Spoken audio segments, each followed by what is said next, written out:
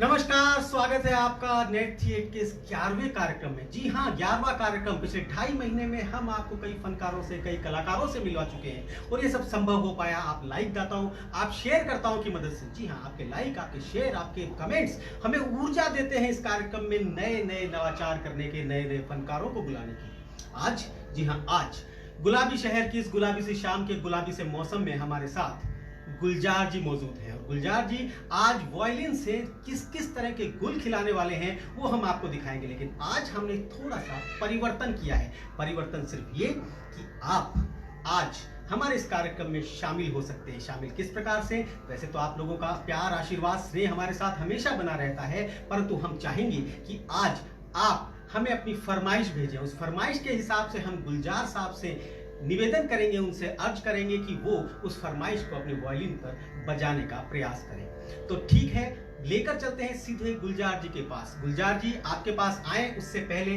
2 line सिर्फ आपके लिए कि अपनी माटी की नवाजिश से गुलजार हूं मैं, अपनी माटी की नवाजिश से गुलजार हूं मैं, हिंदुस्तान को रूह में बसाए एक फनकार हूं मैं। गुलजार जी।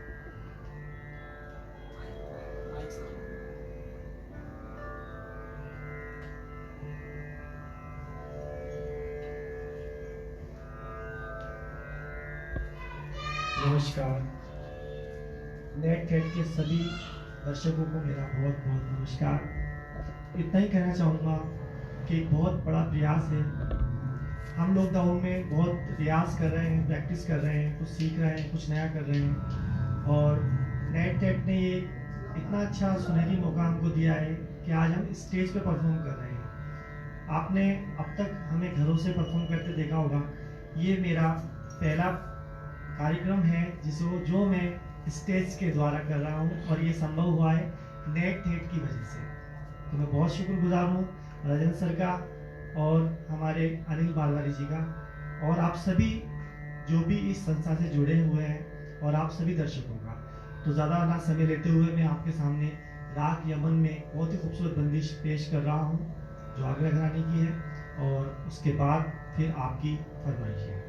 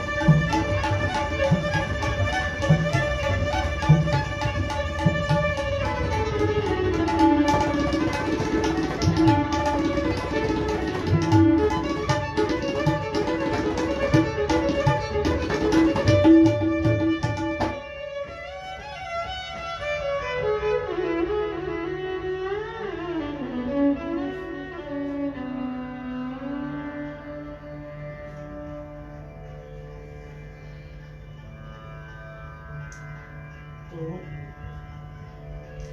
ये राग यमन आपके सामने प्रस्तुत था मध्यले तीन ताल और द्रुतले तीन ताल में।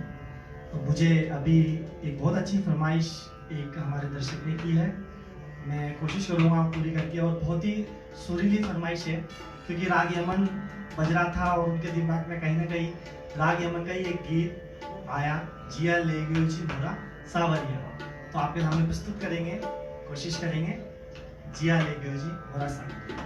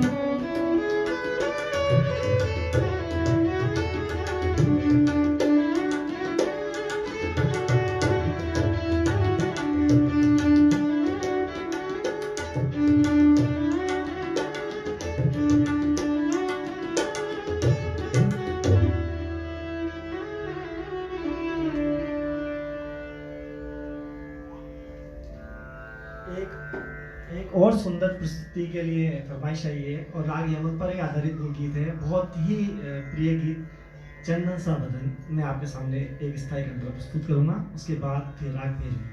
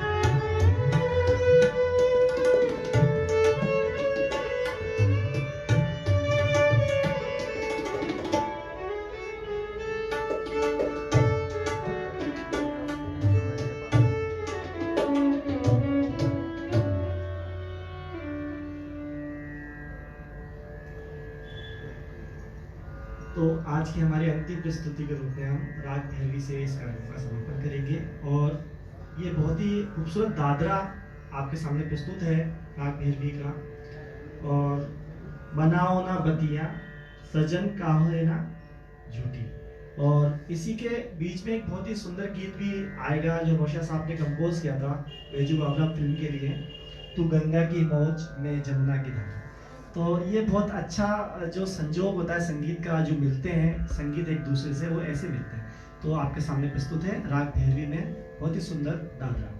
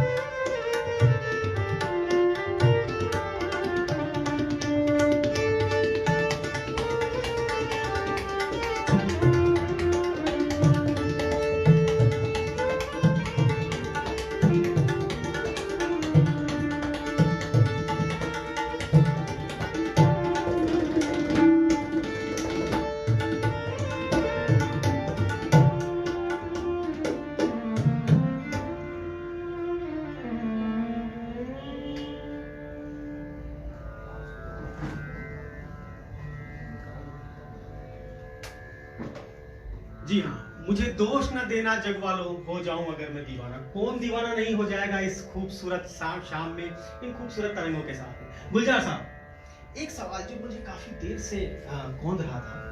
बहुत सारे वाद्य यंत्र हैं हिंदुस्तान में, बहुत सारे। आपने वॉयलिन को चुना और वॉयलिन के बारे में कहा जाता है, आप लोगों को, दर्शकों को बता दो, वॉयलिन के बारे में कहा जाता है यदि इसे 1 घंटे आप बजा लेते हैं तो लगभग 170 कैलोरी बर्न होती है। आपने वॉयलिन क्यों चुना? जैसा कि आपका सवाल है, उसका जवाब मुझे देख करके आपको पता लग जाएगा जी। तो सच बात है, फिटनेस का राज यही जी है। जी जी बिल्कुल। एमजी गोपाल कृष्णन से लेकर, जी हाँ, शंकर जयकिशन को आपने देखा होगा, लकी अली को आपने देखा होगा, और रोमांटिक फिल्मों में शाहरुख खान को आपने देखा होगा वायलिन बजाते हुए। उस परंपरा को आप जीवित रखे हुए हैं। आपने बहुत प्रयास किया, लेकिन एक बुरे दौर से हम गुजरे हैं। वो दौर रहा है लॉकडाउन का। कैसा रहा उसका? मेरे लिए वो बहुत दिन थे जो रियाज करने के थे। मैंने लॉकडाउन में कोशिश यही की कि रियाज करूं और जो गुरुजनों ने बंदिशें सिखाई हैं उनको रिवाइज करूं, उनको याद रखूं, और काफ़ी कुछ लिखा, पुरानी चीज़ें जो सीखी थी, घरानों के बारे में सीखा, और ज़्यादातर लॉकडाउन को रियाज में तब्दील किया, रियाज किया, उसमें बहुत ज़्यादा प्रैक्टिस बहुत की। जी, वायलिन के बारे में एक बात और मैं आपसे पूछना चाहता हूँ। वायलिन के बारे में ये भी कहा जाता है कि बहुत ही जटिल संरचना होती है। मेरे दर्शकों को बता दूं कि वाकई में एक बहुत जटिल संरचना होती है, जिसमें 70 पीस लकड़ी के, मतलब 70 तरह की लकड़ी, 70 पीस इसमें काम में आते हैं। क्या सच है? वाह, बहुत अच्छी जानकारी आपके पास में है। बिल्कुल सत्य है ये। 70 पार्ट्स से वायलिन एक बनता है, और ये बिल्कुल सही कहा आपने। जी हाँ, नेट थिएटर एक छोटा सा मंच जरूर है, परंतु जैसा कि पहले भी बता चुका हूं कि इसकी दर्शक दीर्घा बहुत बड़ी है, और उस दर्शक दीर्घा में आज गुलजार साहब हमारे बीच मौजूद है। बहुत सारी फरमाइशें आई, शायद सारी फरमाइशें हम आप तक नहीं पहुंचा पाए, परंतु एक छोटी सी गुजारिश मैं आपसे और करूंगा। हम एक बहुत बुरे दौर से गुजरे हैं, और उस दौर के लिए जो परफेक्ट गाना होता है वो होता है तूफान तो आना है, आकर चले जाना है। मैं चाहूंगा एक सुरीली प्रस्तुति आप उसकी छोटी सी दे दें, उसके बाद हम इसे कंटिन्यू करें। जरूर सर, जरूर सर, बिल्कुल। एक प्यार का नगमा है आपके सामने।